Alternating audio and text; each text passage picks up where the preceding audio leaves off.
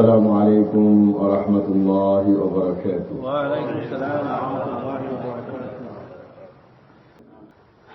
নবী আলাইহিস সালাতু ওয়াস সালাম সাহাবায়ে কেরামদের সামনে রিদওয়ানুল্লাহি আলাইহিম আজমাইন কথা বলতেন কম, রিদওয়ানুল্লাহি আলাইহিম আজমাইন সাহাবায়ে কেরাম তারা যতটুকুই শুনতেন ততটুকু হলো আমল করতেন। আর আমরা বলি বেশি, আমল করি হলো কম। আল্লাহ সুবহানাহু ওয়া তাআলা মানব জাতিকে সৃষ্টি করেছেন। মানব জাতির দেহের স্ট্রাকচার, দেহের অবয়বের দিক দিয়ে সমস্ত মখলুকাতের চেয়ে শ্রেষ্ঠ করে, সুন্দর করে আল্লাহ সুবহানাহু ওয়া তাআলা মানবকে সৃষ্টি করেছেন। লাকাদ খালাকনাল ইনসানা ফি আহসানি তাকওয়িম। মানব জাতি দেহের অবয়বে শ্রেষ্ঠ মানুষ। এইরকম নিখুঁত আর সুন্দর আল্লাহ পাকের কোন সৃষ্টিবিদ নেই। অনুরূপভাবে মর্যাদাগত দিক দিয়েও আল্লাহ সুবহানাহু ওয়া তাআলা মানব জাতিকেই শ্রেষ্ঠ মর্যাদাশীল সৃষ্টি হিসাবে তিনি সৃষ্টি করেছেন। ওয়ালাকাদ কাররামনা বনি আদম। আমি বনি আদমকে, আদমের সন্তানদেরকে মর্যাদাশীল করেছি। সেই জন্য নবুয়তের গুরু দায়িত্ব কোন ফেরেশতাকে আল্লাহ সুবহানাহু ওয়া তাআলা দেননি। নবুয়তের গুরু দায়িত্ব কোন জিন্নাতকে আল্লাহ পাক দেননি। অন্য কোন মাখলুককে আল্লাহ সুবহানাহু ওয়া তাআলা দেননি। দিয়েছেন কাকে? নবুয়তের দায়িত্ব কাকে দিয়েছেন? আল্লাহ পাক মানব জাতিকে দিয়েছেন। আল্লাহু ইয়ালামু হাইসু ইয়াজআলু রিসালাতা। আল্লাহ খুব ভালো করে জানেন যে তার নবুয়তের গুরু দায়িত্ব কোথায় রাখতে হবে। মানব দেহের অভাবে যেমন সুন্দর, মর্যাদা দিক দিয়েও তেমনি সুন্দর, মেধাগত দিক দিয়েও মানুষ হল সবচেয়ে ঊর্ধ্ব। ফেরেশতাগণ হলেন কম্পিউটারের সিডির মতো। সিডিতে যা ঢুকানো আছে এর বাইরে কিছু করতে পারে না। কিন্তু মানব জাতিকে আল্লাহ সুবহানাহু ওয়া তাআলা এত মর্যাদা, মেধা দিয়েছে। আল্লাহ সুবহানাহু ওয়া তাআলা तमाम মখলুকাতকে মানুষ নিজের খাদেম বানিয়ে রাখতে পারে। এই মানব জাতির মাঝে তিনটি স্বভাব আছে। কয়টা স্বভাব আছে মানব জাতির মাঝে? আমি শুধু টাচ দিয়ে যাব, কারণ ঘড়ি খুব ফাস্ট দৌড়ায়। একটি স্বভাব হল মালাইকাদের স্বভাব, ফেরেশতাগণের স্বভাব মানুষের মাঝে আছে।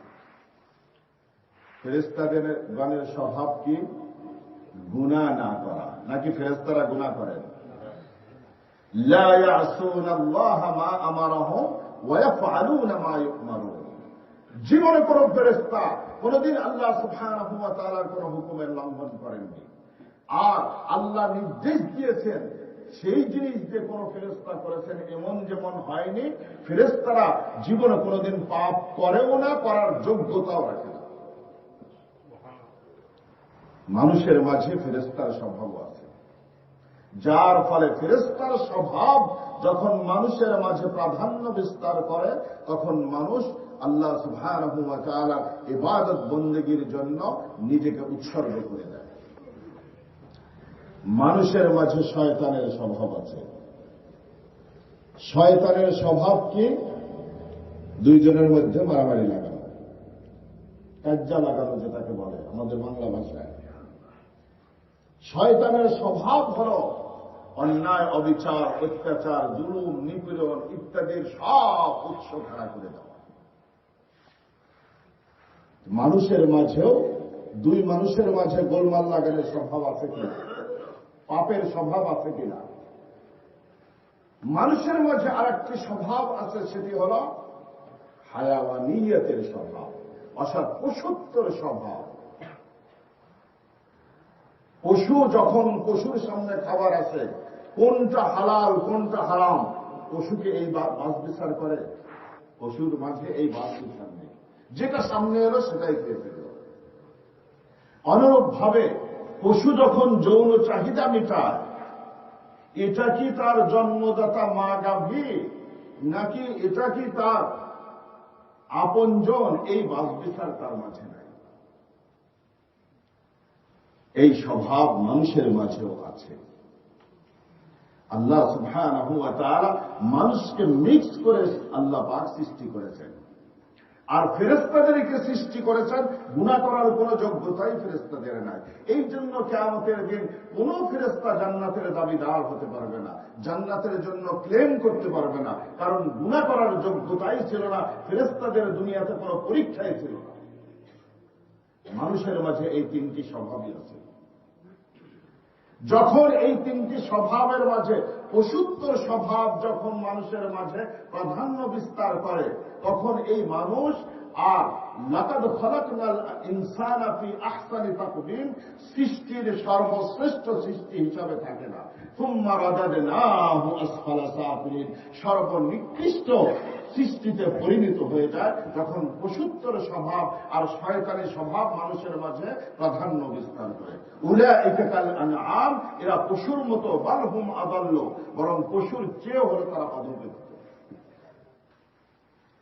আর যখন ফেরেশতাদের স্বভাব মানুষের মাঝে প্রাধান্য বিস্তার করে, তখন এই মানুষের দ্বারা কোনো অন্যায় অবিচার কোনো কিছু হয় না।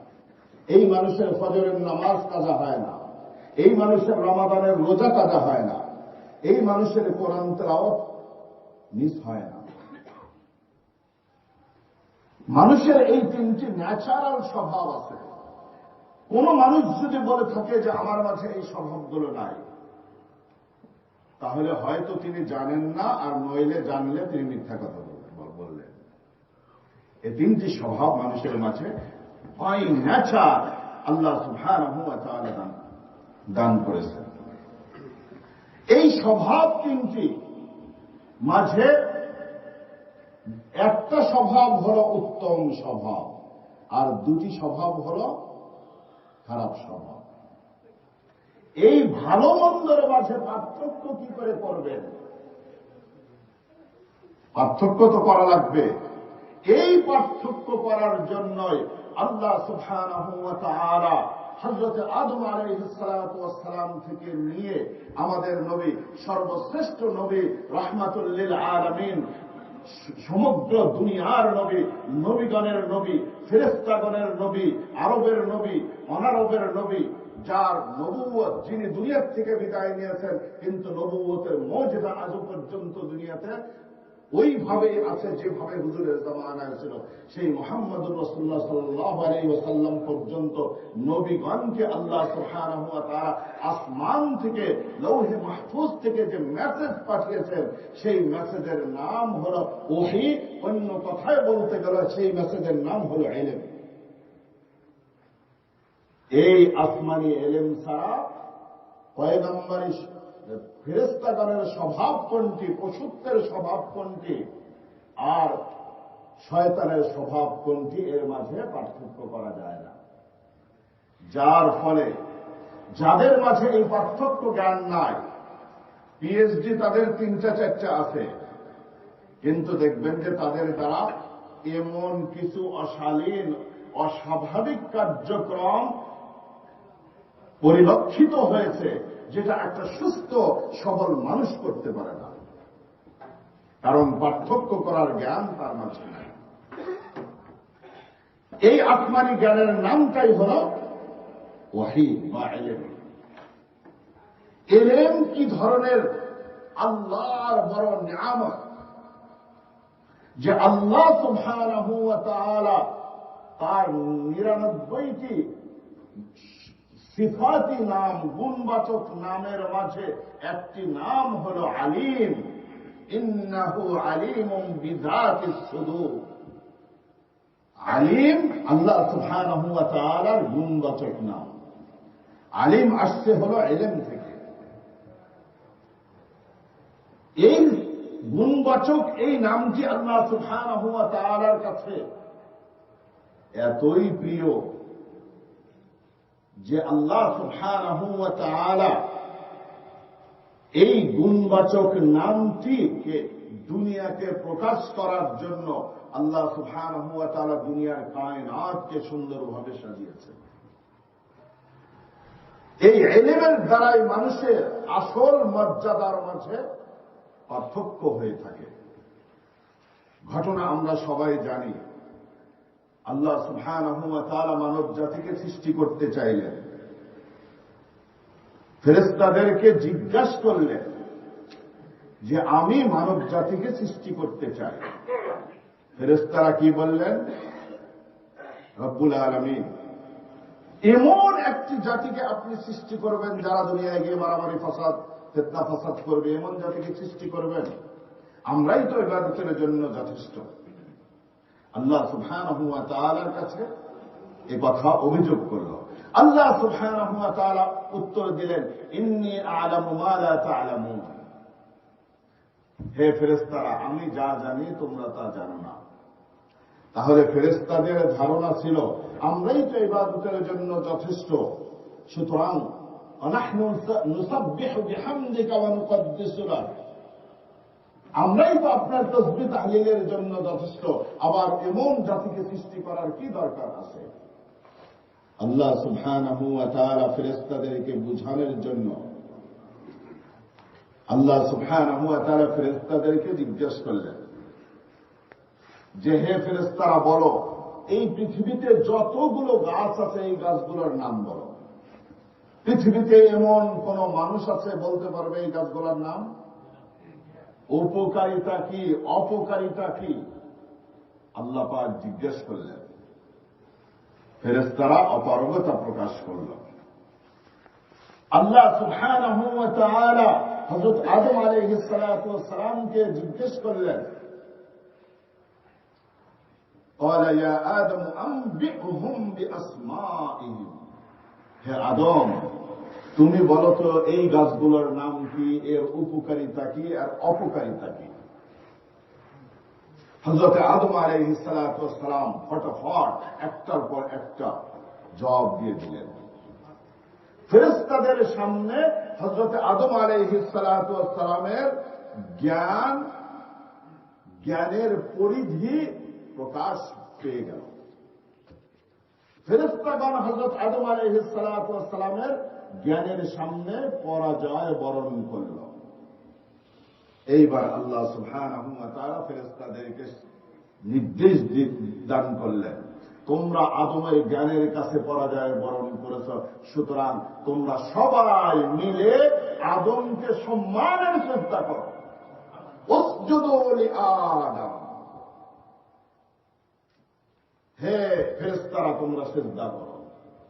ফাসাজাদাল মালাইকাতু কুল্লুহুম আজমাউন ইল্লা ইবলিস। সমস্ত ফেরেশতারা আল্লাহর নির্দেশ পাওয়ার সাথে সাথে হযরত আদম আলাইহিস সালাতু ওয়াস সালামকে সিজদা করলেন। এই সিজদা ইবাদতের সিজদা ছিল না। ইউসুফ আলাইহিস সালাতু ওয়াস সালামের মাতা পিতা ভাইরাও ইউসুফ আলাইহিস সালাতু ওয়াস সালামকে সিজদা করেছিলেন। ইবাদতের সিজদা আল্লাহ সুবহানাহু ওয়া তাআলা ছাড়া কাউকে ইবাদতের সিজদা করা বৈধ না, কোন শরীয়তে বৈধ ছিল না।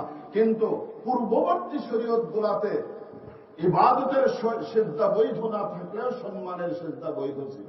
কিন্তু দ্বীন ইসলাম মুহাম্মদুর রাসূলুল্লাহ সাল্লাল্লাহু আলাইহি ওয়াসাল্লামের শরীয়ত হলো ফাইনাল শরীয়ত, আর কোন নবী আসবে না। সেই জন্য এই উম্মতের জন্য ইবাদতের সিজদা যেমন হারাম করা হয়েছে, সম্মানের সিজদাও আল্লাহ পাক হারাম করেছে। তাহলে ফেরেশতারা সিজদা করেছিল কোন জায়গায় পরাজিত হয়ে? হযরত আদমের ইলমের সামনে পরাজয় বরণ করেছিলেন। এই জন্য আল্লাহ সুবহানাহু ওয়া তাআলা সিজদা করতে বললেন, ফেরেশতারা সিজদা করলেন। আল্লাহ সুবহানাহু ওয়া তাআলা নবী আলাইহিস সালাতু ওয়াস সালামকে বিশেষ কয়েকটি ইবাদত বেশি বেশি করার জন্য নির্দেশ দান করেছেন। আল্লাহ সুবহানাহু ওয়া তাআলা হুজুরকে জিকির বেশি বেশি করে করার জন্য, ইমানদারদেরকে বেশি বেশি জিকির করার জন্য নির্দেশ দিয়েছেন। ইয়া আইয়ুহাল্লাযীনা আমানু যকুরুল্লাহা যিকরান কাসীরা।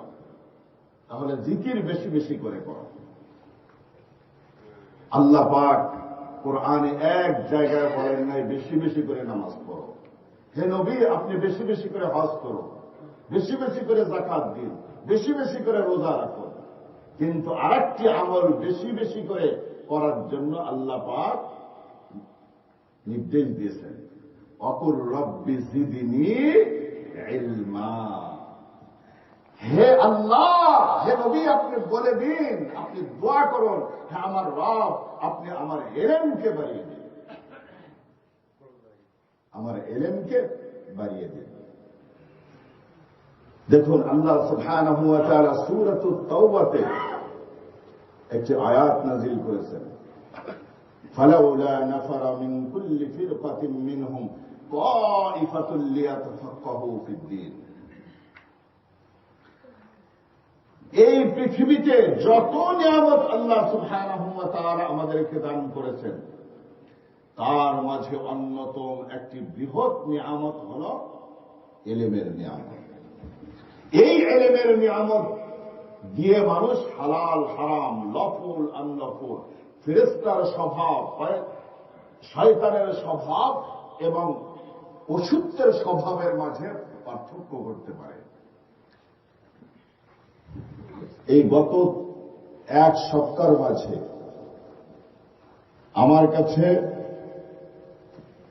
4টা ফ্যামিলি কাউন্সিলিং আসছে। 4টা ফ্যামিলি কাউন্সিলিং এর মাঝে 3টা ফ্যামিলি কাউন্সিলিং এর হাজব্যান্ড ওয়াইফের দুজনেরই পিএইচডি ডিগ্রি আছে, আর একটা শুধুমাত্র গত রাতে এসে আমার মাথা খারাপ করে ফেলেছে, তাদের দুজনের মাস্টার ডিগ্রি, নিম্নতম যেটা সেটা হলো মাস্টার ডিগ্রি, আর 3টা ফ্যামিলির হল পিএইচডি ডিগ্রি। ছেলেমেয়েরা ইউনিভার্সিটিতে পড়ে। তাদের ফ্যামিলির দ্বন্দ্ব যদি আপনাদের কাছে বলি, আপনারা আশ্চর্য হয়ে যাবেন যে আজকের এই সমাজে এমন চিত্র চলছে এবং 4টা ফ্যামিলি স্ট্যান্ডিং দাঁড়িয়ে আছে তারা ডিভোর্স হওয়ার জন্য। সমাজে যে কি হচ্ছে এটা আমাদের কারো খবর নাই। আল্লাহ সুবহানাহু ওয়া তাআলা এই আসমানি নলেজ দিলে এই ধরনের ঘটনা ঘটে না।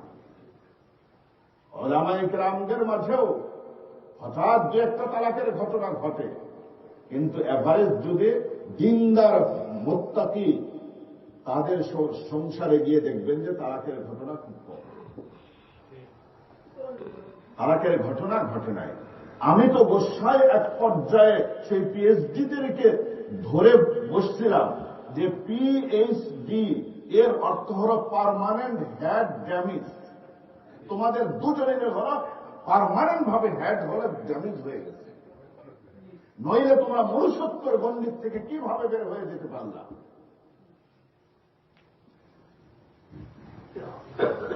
ফেসবুকের বরকতে যে সমাজে কি হচ্ছে আমাদের কারো খোঁজ খবর নাই।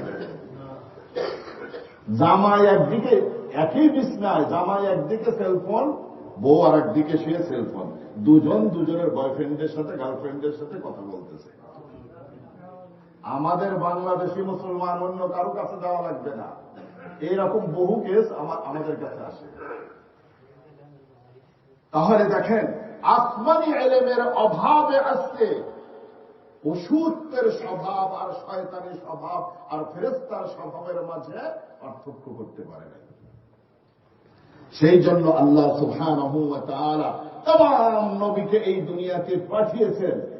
সর্বপ্রথম সেই নবীদেরকে আল্লাহ সুবহানাহু ওয়া তাআলা আসমানি ইলম দিয়ে তাদের হৃদয়কে ঐশ্বর্যময় করে দিয়েছেন এবং এরপরে নির্দেশ দিয়েছেন, আপনারা এইবার ময়দানে যান, যাদের মাঝে পশুত্বের স্বভাব আছে সেই পশুত্বের স্বভাব দূর করুন, যাদের মাঝে শয়তানি স্বভাব আছে তাদের হৃদয়কে আপনারা পাক সাফ এবং পবিত্র করুন। নবুয়তের 4টা মৌলিক দায়িত্ব। রব্বানা ওয়াবআস ফীহিম রাসূলাম মিনহুম ইয়াতলু আলাইহিম আয়াতি, আল্লাহর কিতাবকে তিলাওয়াত করে শোনাবেন নবীগণ। ওয়া ইউআল্লিমুহুমুল কিতাবা, এবং আল্লাহর এই কিতাবের মাঝে কি কি বিধান আছে সেই বিধানগুলো মানুষকে শিখাবেন। ওয়া ইউআল্লিমুহুমুল কিতাবা ওয়াল হিকমাতা, তারা সুন্নাত শিখাবেন। ওয়া ইউযাক্কিহিম, এবং মানুষের অন্তরের মাঝে যে পশুত্বর স্বভাব আছে, শয়তানের স্বভাব আছে, যার দ্বারা মানুষের অন্তর নষ্ট হয়ে যায়, অন্তরের ভিতরে আবরণ সৃষ্টি হয়ে যায়, আসমানি এলেমের চিকিৎসার মাধ্যমে ওহির এলেমের নূরের দ্বারা চিকিৎসা করে তাদের অন্তরকে পবিত্র করুন। নবুয়তের 4র্থ নম্বর দায়িত্ব হল এটি, যেটিকে বলা হয় হল তাজকিয়ায়ে নফস। আল্লাহ সুবহানাহু ওয়া তাআলা কিয়ামতের দিন যখন জান্নাতের ফয়সালা করবেন, জান্নাতীরা জান্নাতে যাবে। জান্নাতের মাঝে সব ধরনের জান্নাতের স্ট্যাটাস একরকম হবে না। কারো জান্নাতের স্ট্যাটাস হাই থাকবে, কারো জান্নাতের স্ট্যাটাস লো থাকবে। অকুন্তুম আজওয়াজান সালাসা, মানুষ মৌলিকভাবে 3 দলে বিভক্ত হবে। ফাআসহাবুল মাইমানাতি মা আসহাবুল মাইমানা, ওয়া আসহাবুল মাশআমাতি মা আসহাবুল মাশআমা, ওয়াস-সাবিকুনা আস-সাবিকুনা উলাইকাল মুকাররাবুন। ডান হাতে আমলনামা প্রাপ্ত ব্যক্তিরা এরা সাধারণ বেহেশতি হবে। ওয়াস-সাবিকুনা আস-সাবিকুন, আর অগ্রগামী দলের বেহেশতি হবে আরেক দল হবে। আর যারা বাম হাত দিয়ে আমলনামা রিসিভ করবে তারা হলো জাহান্নামী হবে। ডান হাত দিয়ে আমলনামা যারা নিবে তাদের 2টি দল হবে, এক দল সাধারণ বেহেশতি হবে, আর এক দল হল উচ্চ স্তরের বেহেশতি হবে। হুজুর একটু আগে বলছেন আমরাও এয়ারপোর্টে নামি, নামার পরে আমাদের যে সওয়াল জবাব মাঝে মাঝে করে, মুনকার নাকিরও মনে হয় এত সওয়াল করবে না, মাঝে মাঝে ইমিগ্রেশনে যা করে, তাই না? আর কিছু মানুষ আছে তাদের জন্য লাল গালিচা সংবর্ধনা দেয়। তার পাসপোর্ট কোন দিক দিয়ে গেল, সিল মারল, তার কোনো খবরই নেই।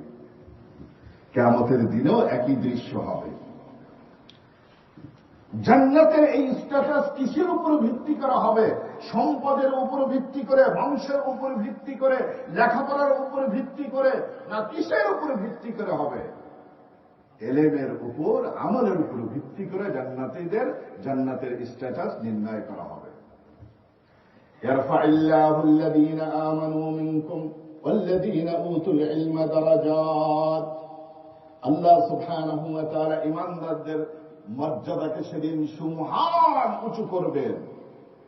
ওয়াল্লাযীনা উতুল ইলমা, আর যারা আহলে ইলম হবে, আসমানি ইলম যারা শিক্ষা লাভ করবে, আসমানি ইলমের প্রচার করবে দুনিয়াতে, দারাজাত বহু বচন, তাদের জন্য বহু দরজা থাকবে। কত দরজা এটা আল্লাহ সুবহানাহু ওয়া তাআলা ছাড়া কেউ জানেন না। উহুদের যুদ্ধ যখন শেষ হয়ে গেল, 70 জন সাহাবী জান্নাতের অমীয় সুধা পান করে, শাহাদাতের অমীয় সুধা পান করে জান্নাতে হয়ে গেলেন। সাহাবায়ে কেরাম ইনজুর, স্বয়ং নবী আলাইহিস সালাতু ওয়াস সালামের খানদান মোবারক শহীদ হয়ে গিয়েছে। এই অবস্থায় সাহাবাদের 70টা কবর করার মতো, খনন করার মতো অ্যাবিলিটি ছিল না, ফিজিক্যাল কন্ডিশনও এরকম ছিল না। আমাদের দেশের মতো নরম মাটি না যে সহসাই হল কবর খোঁড়া যায়। সিদ্ধান্ত হল 70 জনের জন্য 35টা কবর খনন করা হবে। উহুদের ময়দানে 35টা কবর আছে, তাহলে একটা কবরে কয়টা করে ডেড বডি? 2টা করে ডেড বডি। এখন 2টা করে ডেড বডি কার সঙ্গে কাকে কোম্পানি করে দাফন করা হবে, এটা একটা সমস্যা কিনা? যে কার সঙ্গে কাকে কোম্পানি করা হবে। আল্লাহ রসুল তখন নির্দেশ দিলেন, তখনও কোরআন পুরা নাজিল হয়নি। এটা তো 3য় হিজরিতে উহুদের যুদ্ধ হয়েছে, কোরআন কমপ্লিট এখনো হয়নি। কোরআন কমপ্লিট হয়েছে হুজুরের জীবদ্দশার 81 দিন আগে। আল-ইয়াওমা আকমালতু লাকুম দীনাকুম নাজিল হয়েছে। এরপরে 9 থেকে 11 দিন হুজুরের ইন্তেকালের আগে কোরআনের লাস্ট আয়াত নাযিল হয়েছে সূরা বাকার আয়াত, ওয়াত্তাকু ইয়াওমান তুরজাউনা ফীহি ইলাল্লাহ সুম্মা তুওয়াফফা কুল্লু নাফসিন মা কাসাবাত ওয়া হুম লা ইউযলামুন। এটি হলো কোরআনের কমপ্লিট আয়াত। এরপরে আর হযরত জিবরিল কোন ওহী নিয়ে রাসূল করিম সাল্লাল্লাহু আলাইহি ওয়াসাল্লামের সঙ্গে আসেন নাই। আল্লাহ সুবহানাহু ওয়া তাআলা রাসূল সাল্লাল্লাহু আলাইহি ওয়াসাল্লাম তখন কোরআন কমপ্লিট হয় নাই। কতটুকু হয়েছে মুহাদ্দিসিন কিরাম মুফাসসিরিন কিরাম এর বিশদও বলতে পারেন না। মনে করেন ধরে নেই যে হাফ কোরআন নাযিল হয়েছে 15 পারা। হুজুর বললেন যে চেক করে দেখো যাদের দুজন মানুষের কোরআন 15 পারা মুখস্থ আছে তাদের দুজনকে এক কবরে দাফন করো। এরপরের সাহাবী যারা আছে তাদের 12 পারা করে মুখস্থ হয়েছে এদের দুজনকে এক কবরে দাফন করো। 10 পারা করে যাদের মুখস্থ আছে তাদের এক কবরে দাফন করো। এবং সর্বপ্রথম যার যত বেশি কোরআন শরীফ মেমোরাইজ হয়েছে তাকে সর্বপ্রথম দাফন করো, কারণ কিয়ামতের দিন এই ব্যক্তির মর্যাদা এই সমস্ত শুহাদাদের মাঝে উচ্চ স্তরের মর্যাদা তিনি পাবেন। দেখেন, মর্যাদা শাহাদাতের উপর নির্ভরশীল হয়নি, মর্যাদা কিসের উপর নির্ভরশীল হয়েছে? কোরআনের উপর এবং আসমানি ইলমের উপর। সেই জন্য যতদিন পর্যন্ত পৃথিবীতে আসমানি ইলম থাকবে দ্বীন ইসলাম টিকে থাকবে। যতদিন পর্যন্ত দ্বীন ইসলাম টিকে থাকবে আল্লাহ সুবহানাহু ওয়া তাআলা এই পৃথিবীকে ধ্বংস করবেন না তথা কিয়ামতের সিংহায় ফুৎকার দেওয়ার নির্দেশ দান করবেন না, যতদিন পর্যন্ত দ্বীন ইসলাম থাকবে। আর দ্বীন ইসলাম তখনই থাকবে যখন নাকি আসমানি ইলম থাকবে। আসমানি ইলম যখন নাকি বন্ধ হয়ে যাবে, আসমানি ইলম উঠে যাবে, মানুষ আর আল্লাহকে পর্যন্ত চিনবে না, সেই সময় আল্লাহ সুবহানাহু ওয়া তাআলা নির্দেশ দান করবেন, ইসরাফিল তুমি সিংহায় ফুৎকার দাও। অনুফিখা ফিস সূরি ফাসঈকা মান ফিস সামাওয়াতি ওয়া মান ফিল আরদি ইল্লা মান শাআল্লাহ। যখন ইসরাফিল আলাইহিস সালাতু ওয়াস সালাম সিংহায় ফুৎকার দিবেন, সমস্ত পৃথিবীর মানুষ এবং সমস্ত মাখলুকাত বেহুশ হয়ে যাবে এবং তারা সেই বেহুশেই তারা শেষ নিঃশ্বাস ত্যাগ করবে। সুতরাং এই পৃথিবী টিকে আছে ইলমের উপর। ইলম যদি দুনিয়াতে সঠিকভাবে ইলমের চর্চা হয় তাহলে দ্বীন ইসলামের প্রতিটি শাখা সেখানে ঠিকমতো পরিচর্যা করা সম্ভব করা হবে। আর ইলম যদি না থাকে দাওয়াতের কাজ ঠিকমতো করতে পারবে না কেউ। ইলম যদি না থাকে সমাজ সংস্কারক হিসাবে তিনি কিছুই করতে পারবেন না। সব কিছু নির্ভরশীল হল ইলমের উপরে। এই জন্য আল্লাহ সুবহানাহু ওয়া তাআলা যুগে যুগে নবী পাঠিয়ে আল্লাহ সুবহানাহু ওয়া তাআলা তাদেরকে আসমানি কিতাব দান করেছেন, ইলম দান করেছেন। এই ইলম নবী আলাইহিস সালাতু ওয়াস সালামের যুগে সাহাবায়ে কিরাম তাদের হুজুরের সামনে বসে শিখতেন। সাহাবাদের পরে তাবেঈনগণ তারা সাহাবায়ে কিরাম থেকে ইলম শিখতেন। এরপরে আস্তে আস্তে এটিকে পরিবর্তন করা হলো, যুগের চাহিদা অনুযায়ী মাদ্রাসা সিস্টেমে নিয়ে আসা হলো। নিজামুল মুলক তিনি বাগদাদে এক বড় মাদ্রাসা করলেন, যেটাকে দরসে নিজামী মাদ্রাসা, যেটাকে মসদার বলা হয়, যেটাকে রুট বলা হয়। পৃথিবী যখন নাকি বিপর্যস্ত অবস্থায় দাঁড়িয়ে যায়, মুসলমান দিন ধর্ম থেকে যখন নাকি সম্পূর্ণ বিচ্ছিন্ন হয়ে যায়, মানুষ অন্ধকারে ডুবে যায়, সেই অন্ধকার দূর করার জন্য মিছিল মিটিং করে অন্ধকার দূর করা যায় না। কালকে আপনাদের এখানে কারেন্ট ছিল না, তাই না? এটা শুধু আপনাদের এখানে, এখান থেকে টরেন্টো থেকে আরো 400 কিলোমিটার পর্যন্ত একই অবস্থা ছিল। লেক অফ অন্টারিওতে ইতিহাসে সর্বপ্রথম কালকে জলোচ্ছ্বাস হয়েছে। টরেন্টোতে কারেন্ট ছিল না কালকে। তাহলে এই অন্ধকার কোথাও চেয়ে নিয়েছে এই অন্ধকার দূর করার জন্য। সমস্ত মিশিগানবাসী যদি আজকে রাস্তায় বের হয়ে মিছিল করত, ইলেকট্রিসিটি আসতো, অন্ধকার দূর হতো। কি করতে হয়েছে? আলো জ্বালান লাগে। সারা পৃথিবীতে যখন অন্যায়, অবিচার, দুর্নীতি, নীতিহীনতার যখন অন্ধকার পৃথিবীকে ছেয়ে নিবে, এই অন্ধকার দূর করার জন্য আসমানি এলেমের বাতি জ্বালানো সারা পৃথিবীতে আর এই অন্ধকার দূরীভূত করার দ্বিতীয় কোন রাস্তা নাই। যখন এই বাতি জ্বালানো হবে, অন্ধকার আস্তে আস্তে এমনি দূরীভূত হয়ে যাবে। এই জন্য নবী আলাইহিস সালাতু ওয়াস সালাম সর্বপ্রথম আসমানি নূর দিয়ে, আসমানি লাইট দিয়ে, ওহির লাইট দিয়ে অন্ধকার দূর করেছেন। ভারতবর্ষে যখন নাকি ইংরেজরা অকুপাই করল, ইতিহাস বড় করুন, এমন কোন জুলুম নির্যাতন নাই যে ইংরেজরা ইসলামকে নির্মূল করার জন্য করেনি। দিল্লি থেকে খায়বার পর্যন্ত এমন কোন গাছ ছিল না যেই গাছে 1 জন 2 জন 10 জন 50 জন আলেমের লাশ তারা বিনা বিচারে তাদেরকে গাছের সঙ্গে ফাঁসি দিয়ে তাদেরকে শহীদ করেনি। শহীদ আহমদ পালনপুরি সাহেব দামাত বারাকাতুহুম, আল্লাহ পাক ওনাকে সুস্থতা দান করুন। উনি একদিন এক গাছের কথা বললেন যে এটা হলো ইন্ডিয়ার ইউপিতে এই গাছ ছিল। এক গাছের সাথে একদিনে 750 হাফেজে কোরআন, আলেমে দ্বীনকে বিনা বিচারে গাছের ডালের সঙ্গে ফাঁসি দেওয়া হয়েছে। এ ধরনের নির্যাতন করা হয়েছে এলেমকে মিটানোর জন্য, যে এলেম মিটে গেলে ব্রিটিশের সাম্রাজ্য চারিদিকে নিরাপদ হয়ে যাবে। কিন্তু এই সুইচ কার হাতে? গ্রামের এক পোলা শহরের মহাজনের বাড়িতে চাকরি নিছে। চাকরি নিয়ে সে কোনোদিন ইলেকট্রিসিটির বাতি দেখে নাই। মহাজন রাতে বলছে বাতিটা নিভা দেয়, লাইটের এখানে যে সে ফুৎকার দেয়,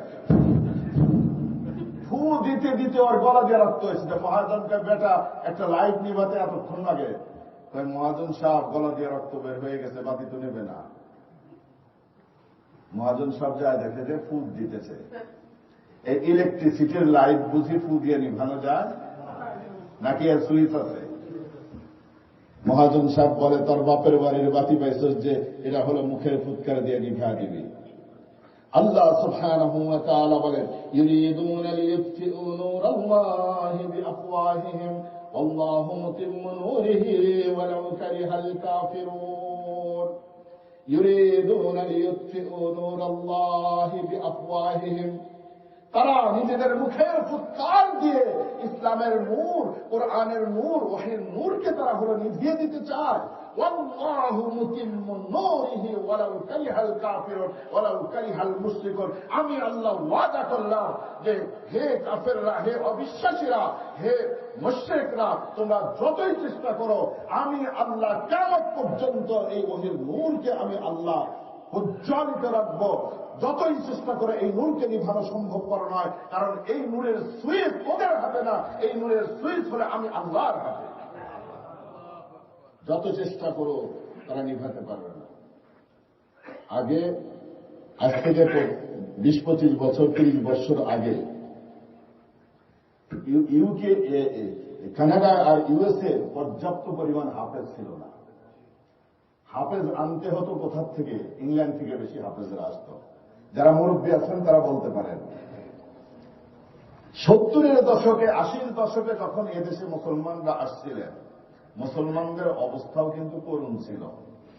মুসলমানরা জুম্মার নামাজ পড়তে হল সানডেতে, কারণ তাদের আইডিওলজিকে বাংলাদেশে ছুটির দিন হল শুক্রবার, এদেশে ছুটির দিন হল রবিবার। সুতরাং জুম্মার নামাজ তো ছুটির দিনই পড়া লাগে। আর তাদের ল্যাঙ্গুয়েজে শুধুমাত্র পর্ক হারাম ছিল, আর কোনো কিছু হারাম ছিল না তাদের ল্যাঙ্গুয়েজে। এরকম অবস্থায় দেশে গেছে। যেই ব্রিটিশরা এত আন্দোলন করলো, এত ষড়যন্ত্র করলো, এত হাফেজে কোরআন, এত কোরআনের শিক্ষককে ফাঁসি দিল, আল্লাহ সুবহানাহু ওয়া তাআলা সেই ব্রিটিশকে কোরআনের আলো দিয়ে, কোরআনের হাফেজ দিয়ে আল্লাহ সুবহানাহু ওয়া তাআলা ভরপুর করে দিয়েছেন। টরেন্টোতে আবু বকর মসজিদ নামে গুজরাটিদের একটা মসজিদ আছে, বড় সুন্দর মসজিদ, প্রায় $15 মিলিয়ন খরচ করে তারা মসজিদটা করেছে।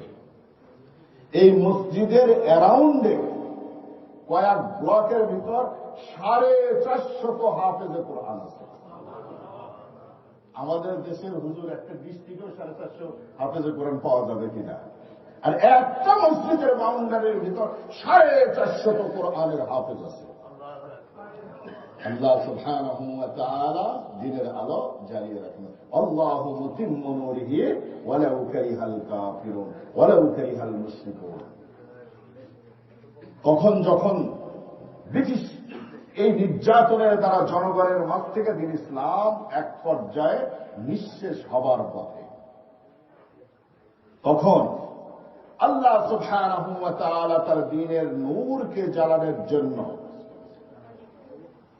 কাসেম নানুতুবি রহমাতুল্লাহি আলাইহি নামক এক মহাবীর পুরুষকে আল্লাহ পাক ইন্ডিয়াতে পাঠালেন। স্বপ্নে দেখলেন ডালিম গাছের নিচে কুয়ার থেকে পানি পান করাচ্ছেন কে? নবী আলাইহিস সালাম। দুধ পান করাচ্ছেন নবী আলাইহিস সালাম। সুবহানাল্লাহ। তিনি মাদ্রাসা করার সিদ্ধান্ত নিলেন। একজন ওস্তাদ, একজন ছাত্র, মাহমুদুল হাসান দেওবন্দি রহমাতুল্লাহি আলাইহি, এক টিচার, এক ছাত্র। দ্বীনি ইলমের চর্চা শুরু হয়ে গেল। সেই চর্চার রেজাল্টে আজকে কি হয়েছে? শুধুমাত্র ইউকে, ইউরোপ, ইউনাইটেড স্টেট আর কানাডাতে দেওবন্দি ওলামাদের 50,000 আলেম দ্বীন শুধু এই 4টা কান্ট্রিতে আছে। 50,000 ইমাম, মাদ্রাসার টিচার, মুহাদ্দিস, হাফেজে কোরআন, যারা নাকি দেওবন্দি মাদ্রাসার হল সন্তান। আজকে পৃথিবীতে যেখানেই যে বাতিল আসছে সবাই কাজ হয়ে গেছে, কিন্তু দারুল উলুম দেওবন্দের যারা নাকি সন্তান তারা সবাই, দু একজন কাজ হয়, দু একজন যা হবে না এমন না, তাদেরকে পৃথিবীর কোন ঝড় তুফান তাদেরকে কাবু করতে পারে না।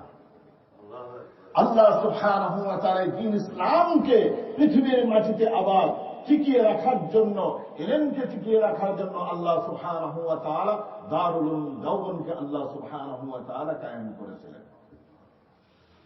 সেই দেওবন্দের শাখা পৃথিবীতে কত? হুজুর বাংলাদেশে দেওবন্দি মাদ্রাসার শাখা কত হুজুর? 2 লাখ হবে না? 2 লাখ। পাকিস্তানে 2 লাখ ধরেন, ইন্ডিয়াতে 2 লাখ। তাহলে পৃথিবীতে এমন কোন শিক্ষালয় আছে যার শাখা 500,000 আছে? অক্সফোর্ডের আছে, ক্যামব্রিজের আছে, হার্ভার্ডের আছে, কলম্বিয়ার আছে, ম্যাকগিলের আছে, আল আজহারের নাই, মদিনা ইউনিভার্সিটির আছে, কারো নাই। কিন্তু 500,000-এর বেশি শাখা সারা পৃথিবীর আনাচে কানাচে ওলামায়ে কেরামরা খেয়ে না খেয়ে বাংলাদেশে গিয়ে আমার চোখের পানি বের হয়ে গেছে। হেফজখানায় যখন গিয়ে দেখেছি যে হাফেজে কোরআন রাত দিন তারা হলো বাচ্চাদেরকে জীবনের সব কিছু উৎসর্গ করে দিয়ে বাচ্চাদেরকে কোরআন মেমোরাইজ করাচ্ছে। টিচারদের বেতন হলো 3,000 টাকা, 4,000 টাকা, 5,000 টাকা। আরে ভাই, বাংলাদেশে তো একটা মাছ কিনলেও 5,000 টাকায় হয় না। আরো যদি মাসালারা জানে যে আমেরিকার থেকে আমেরিকান সাহ লন্ডনে, তাহলে তো মাসালা তো আরো 12টা বাজার দিতে দামে। সুবহানাল্লাহ। একটা মাছ যে দামে পাওয়া যায় না, একজন হাফেজে কোরআন তাও 8 মাস বেতন বাকি, 10 মাস বেতন বাকি, 1 বছর 2 বছর পর্যন্ত বেতন বাকি, কিন্তু সেই জঙ্গলের কুড়ি ঘরের মধ্যে রাত দিন আল্লাহ সুবহানাহু ওয়া তাআলার কোরআন পড়াচ্ছে, রাসূল করিম সাল্লাল্লাহু আলাইহি ওয়াসাল্লামের হাদিস পড়াচ্ছে। এর চেয়ে দুনিয়ায় বড় মুজাহিদ আর পৃথিবীতে কে আছে? বলেন এর চেয়ে বড় মুজাহিদ দুনিয়াতে আছে? এর চেয়ে বড় কোন স্যাক্রিফাইস আছে? আর আজকে দারুল উলুম গেটওয়েট আপনাদের পার্শ্ববর্তী প্রতিষ্ঠান, এই প্রতিষ্ঠানটাও দারুল উলুম দেওবন্দেরই একটি শাখা। দারুল উলুম দেওবন্দেরই একটি শাখা। আল্লাহ সুবহানাহু ওয়া তাআলা এই দেশের মাটিতে আল্লাহ সুবহানাহু ওয়া তাআলার কোরআনের শিক্ষার জন্য, আল্লাহর রাসূলের হাদিসের শিক্ষার জন্য আল্লাহ সুবহানাহু ওয়া তাআলা এই জায়গাকে কবুল করেছেন। এর দ্বারা আপনারা খুশি নাকি বেজার? এই প্রতিষ্ঠানটা থাকলে লাভবান হব নাকি আমরা ক্ষতিগ্রস্ত হব? যদি না থাকে, বললাম না যে পিএইচডি ডিগ্রিধারী তাদের মতো হবে। আর এখান থেকে যদি মধ্যে মুজাহিদ হয়, মোমেন যদি হয়, দেখবেন যে এদেশের একজন মানুষের দ্বারা আল্লাহ পাক এদেশে একজনের হাতে দিন ইসলাম আল্লাহ পাক কায়েম করে দিতে পারে। মালদ্বীপ আমাদের পার্শ্ববর্তী দেশ, নাম শোনেন নাই? সৌদি আরবের পরে সবচেয়ে বেশি মুসলিম সংখ্যাগরিষ্ঠ, মানে দেশের হিসাবে। এমনি তো ছোট্ট আইল্যান্ড, সবচেয়ে বেশি মুসলমানের সংখ্যা হল মালদ্বীপে। শুধুমাত্র একজন মানুষ মরক্কো থেকে আসছিলেন, হাফেজ আবুল বারাকাত বারবারি। এক হাফেজের দ্বারা পুরা মালদ্বীপের পুরা দ্বীপবাসীরা হল মুসলমান হয়ে গেছে। আল্লাহ সুবহানাহু ওয়া তাআলা এই দারুল উলুম থেকে এমন সিংহ পুরুষ বের করতে পারেন যে একজনের দ্বারা আল্লাহ সুবহানাহু ওয়া তাআলা এই পুরা দেশ না, পুরা মহাদেশকে আল্লাহ সুবহানাহু ওয়া তাআলা কোরআনের নূর দিয়ে আল্লাহ পাক আলোকিত করে দিতে পারেন। এই প্রতিষ্ঠানটা টিকে থাক, এটা আমরা চাই কিনা? নাকি কেউ চান না? কেউ যদি না চান একটু মেহরবানি করে হাত উঠায় যে আমরা চাই না এই প্রতিষ্ঠানটা। আজ এই প্রতিষ্ঠানটা এ পর্যন্ত এখান থেকে আলেমে দ্বীন বের হয়েছে, ভবিষ্যতে আরো কত হবে আল্লাহ সুবহানাহু ওয়া তাআলা ভালো জানেন।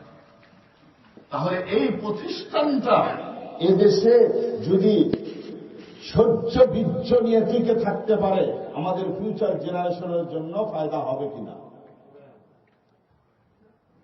দেখেন এদেশে আমাদের ছেলে মেয়ে যে কোন দিকে দৌড় দিছে ভাবনা আপনারা কেউ জানেন না। এদের সাথে ক্যাম্পেইনে যান, বুঝবেন যে গতি কোন দিকে গেছে। টরেন্টোতে একটা হাফেজে কোরআন 4 বছর কোরআনের খতমে তারাবি পড়িয়েছে।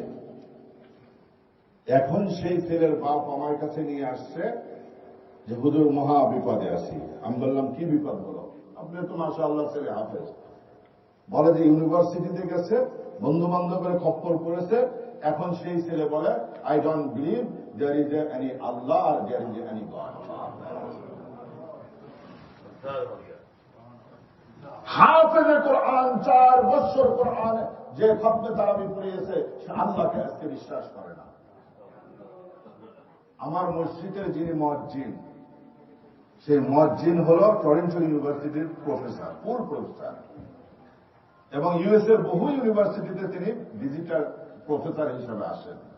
প্রতি সপ্তাহে ভিজিটিং প্রফেসর হিসেবে আসেন।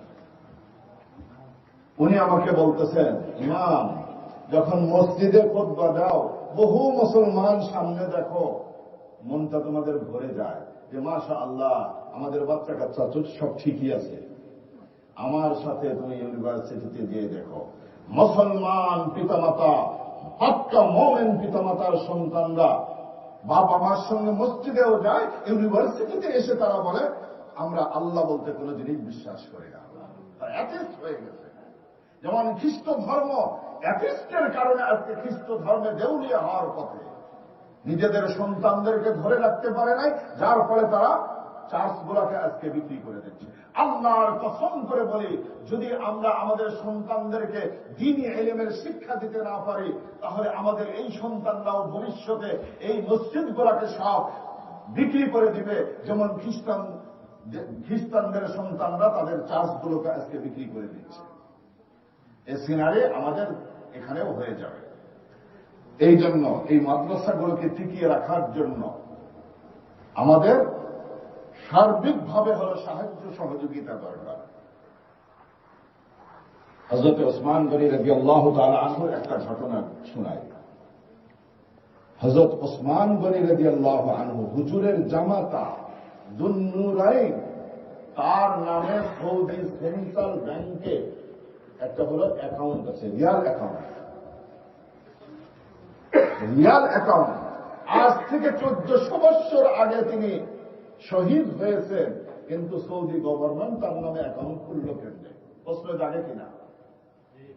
প্রশ্ন জাগে কিনা? এবং সেই অ্যাকাউন্টে মিলিয়নস অফ রিয়াল আছে। কিভাবে অ্যাকাউন্টটা হলো? তিনি যখন হিজরত করে মদিনায় এলেন, মদিনায় পানির বড় সংকট ছিল। মদিনায় অনেক হাজিরা ভিজিট করেছেন। বীরে ওসমান নামে একটা কুয়া আছে, এই কুয়ার মালিক ছিল এক ইহুদি। সে বড় চড়া দামে মুসলমানদের কাছে পানি বিক্রি করত। হযরত ওসমান যে পরামর্শ তাকে অফার দিলেন যে ভাই ইহুদি, তুমি কি কুয়াটা বেচবা? তুমি কি পাগল হয়েছ? এইটা দিয়েই তো আমার সংসার চলে, আমি এটা বেচবো? হযরত ওসমানকে নিষেধ করে দিল। এরপরে হযরত ওসমান গনি রাদিয়াল্লাহু তাআলা আনহু যে বললেন, ঠিক আছে, পুরাটা যদি না বেচো হাফ বিক্রি করে দাও। তখন ইহুদি চিন্তা করে দেখলো, ওসমান বড় ব্যবসায়ী, সুতরাং একে যদি আমি পার্টনার বানাই তাহলে আমার পানি বিক্রির, আমি পানির প্রাইসকে আরো হাই করে দিতে পারবো, আরো বেশি পানি বিক্রি। সে তো আর জানে না যে হযরত ওসমান কেন কিনতে চাচ্ছে, হাফ বিক্রি করে ফেলছে। এখন তারা ভাগাভাগি কিভাবে করবে? চুক্তি হলো, একদিন আমি পানি বিক্রি করবো, পরের দিন তুমি। হযরত ওসমান তার যেদিন নাকি তার বাট এলো, তিনি মুসলমানদেরকে বললেন, যার বালতি, বদনা, কলসি, যার যা আছে পানি ফিরিয়ে আজকে উঠা নিয়ে যায়। সব মুসলমানরা ফ্রি পানি পেয়ে পানি জমা করে রাখতো, তাহলে আগামীকাল আর কেউ কিনতে আসবে? ইহুদি তো দেখলো যে বড় সর্বনাশ হয়ে গেল। এখন ঠেলায় করে কয় যে, ওসমান তুমি বাকিটাও কিনে নাও। হযরত ওসমান গনি রাদিয়াল্লাহু আনহু বাকিটাও কিনে নিলেন, নিয়ে মুসলমানদের জন্য অর্থ করে দিলেন। তিনি চিন্তা করলেন, শুধু পানিই খাবে দরিদ্র মুসলমানগুলা, এর মিষ্টি পানির আশপাশ যে আমি কিছু খেজুরের চারা লাগাই না, তাহলে পানিও খাবে, খেজুরও খাবে। 1500 গাছ লাগালেন, যে এই গাছের খেজুরও ফ্রি, পানিও ফ্রি। সুবহানাল্লাহ, লম্বা ইতিহাস। এরপরে তুর্কিরা সৌদিকে অটোমান আম্পায়ার যখন অকুপাই করে নিল, তারা এই গাছ 1500 রেখেছে, মারা যায় আবার রিপ্লেস করে দেয়। এরপরে সৌদ বংশ যখন সৌদি আরবে ক্ষমতাসীন হয়ে গেল, তখন হযরত ওসমান গনি রাদিয়াল্লাহু তাআলা আনহুর এই বাগানটা অক্ষ সম্পত্তি হিসাবে একটা ট্রাস্ট করল। ট্রাস্ট করার পরে তারা সিদ্ধান্ত নিল, এই খেজুর গুলাকে আমরা বিক্রি করবো, আর পানি ফ্রি। খেজুর গুলাকে বিক্রি করে বহু বড় একটা অ্যামাউন্ট জমা হতে লাগলো, সব আজোয়া খেজুর। এরপরে সেই খেজুরগুলো তারা বিক্রি করে যে টাকা আসলো ট্রাস্ট ফান্ডে যেতে লাগলো। এই ট্রাস্ট ফান্ডের অর্ধেক দিয়ে এই ট্রাস্টের উন্নতির জন্য তারা কিছু মদিনার আশপাশ দিয়ে, মসজিদে নববীর আশপাশ দিয়ে হলো জায়গা কিনল। জায়গা কিনে 4টা বড় বড় 5 স্টার হোটেল আছে হযরত ওসমান গনি রাদিয়াল্লাহু তাআলা আনহুর ট্রাস্টের। এর হাফ অর্থ হল মুসলমান এতিম দরিদ্র বিধবাদের জন্য খরচ করা হয়, আর হাফ হল উন্নয়নমূলক কাজে খরচ করা হয়। হযরত ওসমান গনি রাদিয়াল্লাহু তাআলা আনহুর নামেই হল এই অ্যাকাউন্ট। হযরত ওসমান কি লাভবান হয়েছেন নাকি ক্ষতিগ্রস্ত হয়েছেন? সুবহানাল্লাহ। মসজিদে নববীর জায়গা কেনা হয়েছিল হযরত আবু বকর রাদিয়াল্লাহু তাআলা আনহুর একক পয়সায়। হযরত আবু বকর কি লুজার হয়েছেন নাকি লাভবান হয়েছেন? যখন মসজিদে নববীতে আমরা সালাম দিতে যাই, হুজুরের পরে কাকে সালাম দেই প্রথমে? হযরত আবু বকর রাদিয়াল্লাহু। দিনে কত মানুষ সালাম পায়? আমরা তো এমন দুর্ভাগা, মাঝে মাঝে নিজের বউ তো সালাম দেয় না, তাই না? বিবি জানো, ছেলে মেয়ে তো সালাম জানেই না দেশে। আপনি কোথাও সফরে যাবেন, দেখবেন যে ছেলে মেয়ে কম্পিউটারে ওই উপরে বসে আছে, এগুলোর মধ্যে ফিলিংসও নাই যে বাবা আজকে সফরে যাচ্ছে। সফর থেকে ফিরে গেছেন, এরপরেও ফিলিংস নাই যে বাবা ফিরে আসছে। কথা কি সত্য বললাম কিনা? কোন ফিলিংসে নাই এগুলো। ওই যে ফার্মের মুরগি খাইতে খাইতে এগুলো স্বভাবও ফার্মের মুরগির মতো হয়ে গেছে, যেখানে বসে কম্পিউটারের সামনে বসলে আর উঠতে চায় না। আজকে এমন কোন দানবীর আছেন হযরত আবু বকর রাদিয়াল্লাহু তাআলা আনহুর সঙ্গে